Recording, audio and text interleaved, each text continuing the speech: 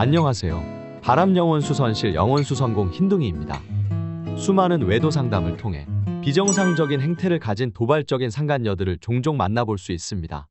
정도가 심한 경우 남편 차에 립스틱을 고의로 흘린다던가 남편에게 받은 선물을 프사에 올리며 의도적으로 아내를 자극하는 방법을 쓰기까지 하는데요. 유부남과 아내를 당황시키고 즐거움을 느끼는 변태적인 성향을 가진 비굴하게 유부남과 계속 만남을 이어오며 애인 노릇을 자처하는 상간녀들의 심리는 무엇일까요?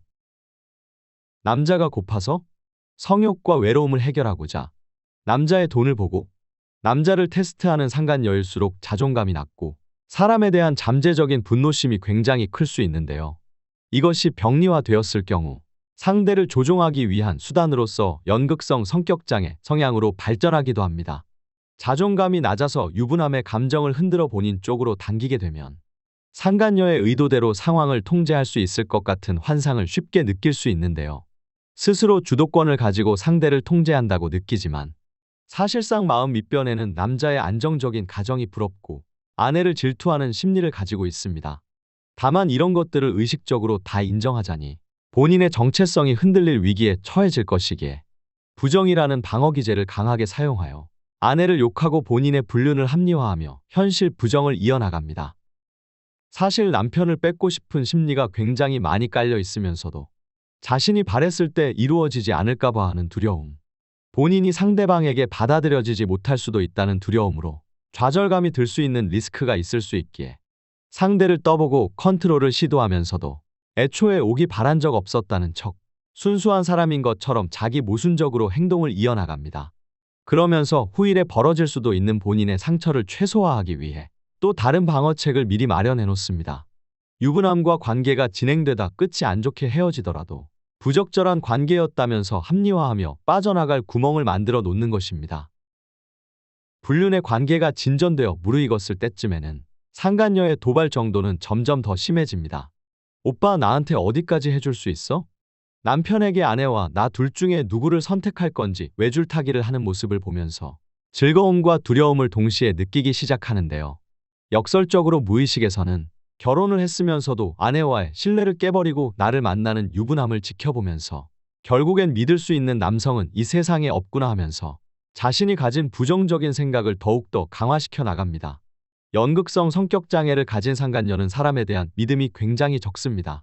어린 시절부터 부모님이나 다른 양육자의 모습을 통해 부정적인 결혼 생활 혹은 다른 이성에 대한 안 좋은 인식이 형성되었을 가능성이 굉장히 높습니다.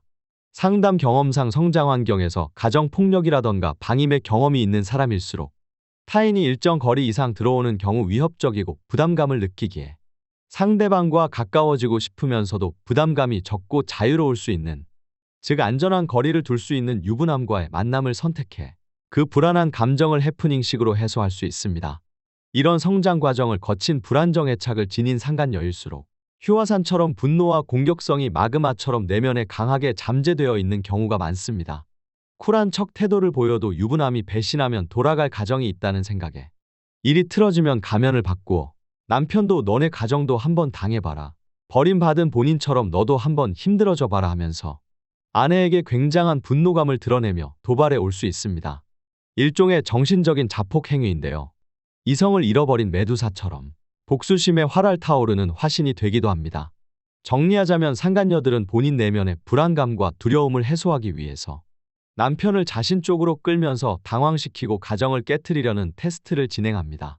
그 밑변에는 물론 유부남이 가정을 깨고 자신에게 오지 않을까 하는 기대의 심리가 깔려 있습니다.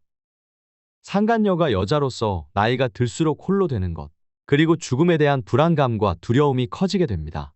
주변 친구나 형제들은 결혼을 해서 자녀까지 낳았는데 본인은 이러한 세계 속에서 이방인같이 느껴지고 시간이 지날수록 자신 주변에 아무도 남지 않을 거라는 생각에 빠지게 되는 것이죠. 회사를 언제까지 다닐 수 있을까? 부모님이 노쇠해져가는 모습을 보면서 자신이 혼자라면 누가 도와줄 수 있을까? 이런 생각들이 필연적으로 사람의 무의식적인 불안감을 자극합니다. 이런 식으로 상간녀들은 상대방에게 의지하고 싶고 안정된 관계에 기반한 따뜻함에 대한 갈망이 크지만 반대로 이러한 감정들을 진실되게 수용하기가 두려워 실제 마음과 본래 마음이 이중적인 구조로 완전히 다른 경우가 많습니다. 이런 뒤틀린 마음을 가진 상간녀를 상대할 때에는 아내분께서 순수하게 접근해서는 안 됩니다.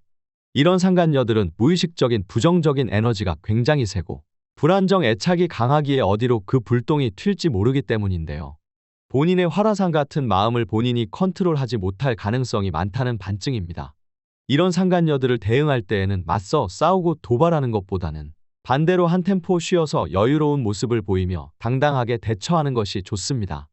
여유로운 마음과 쿨한 모습을 내비침으로써 상간녀 스스로 약이 올라 마그마를 내면에 폭발시켜 자멸하게 만들 수 있습니다. 제 풀에 제가 죽는다는 속담처럼 말이죠. 아내분께서는 당당한 모습을 내비침으로써 상간녀가 어떤 행동을 해도 가정이 굳건하다는 것을 직면시켜야 합니다. 또 아내분께서 흔들리지 말아야 합니다. 남편을 쥐고 흔들려는 상간녀의 치밀한 계략에 끌려가지 않을 수 있습니다. 아내가 철옹성 같은 태도를 보임으로써 상간녀가 앞으로 과한 행동을 하지 못하도록 오히려 예방책을 마련할 수도 있습니다. 합법적으로 소송을 하고 통화나 대면으로 직면을 시킨 이후로 상간녀의 미저리 같은 감정에 끌려다니지 말고 차단해버리는 게 좋습니다. 신경을 쓸 가치도 없다는 식으로 상간녀의 도발에 관심을 끄고 무던하게 내 삶에 집중해서 상간녀의 존재 가치를 절하시켜 나가는 것입니다. 이상으로 상간녀들이 왜 유부남을 계속 만나고 돌아다니는지에 대해 설명드렸습니다. 다음번에도 또 다른 바람을 연구해서 찾아뵙도록 하겠습니다. 시청해주셔서 감사드립니다.